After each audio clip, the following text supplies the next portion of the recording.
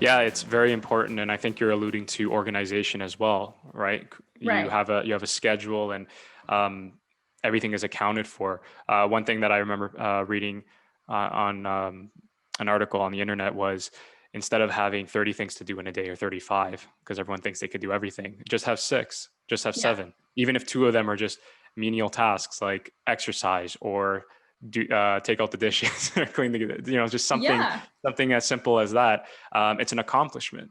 One thing in my videos that I mentioned about my morning routine is making your bed. People don't realize how simplistic that act is. Can make you feel so accomplished, but also make you feel clean and organized and ready to conquer the day. Um, Absolutely. so I think having those, I guess, healthy routines and those tactics can prevent burnout. I wanted to ask you. You mentioned something about journaling, and that's something that again, I'm a writer and I write creatively, and there's a lot of emotions that it takes out of me to get that story across. But I never really, I should say, I have written down like notes about thoughts or what I'm going through.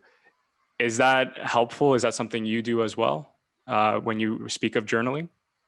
Yeah, absolutely. I mean, I think there's two types of journaling that I do. One is, affirmations, goal setting, just visualizing as I'm writing. And then the other Mhm. end, which I think is really important too, is just journaling how you're feeling, what happened in the day, what I was happy for that happened, what I'm grateful for, and just really have a good brain dump.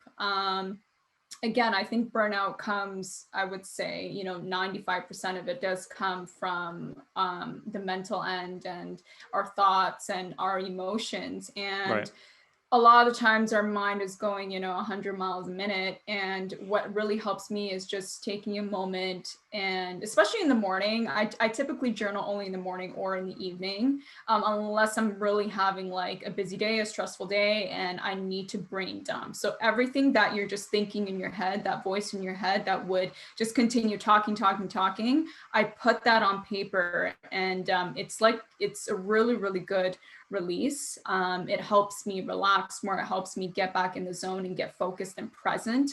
And then I'm able to, move on with my day. That's perfect. Yeah, and I like again that you mentioned about being grateful. You'll write down affirmations and remind yourself. I always say trick your brain, rewire it to think. Absolutely.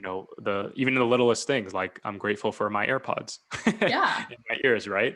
Yeah. One thing I mentioned in the video too is when I tell people is you know you should be very grateful. You should be. Oh, That's sorry, okay. got a little bit of an interruption.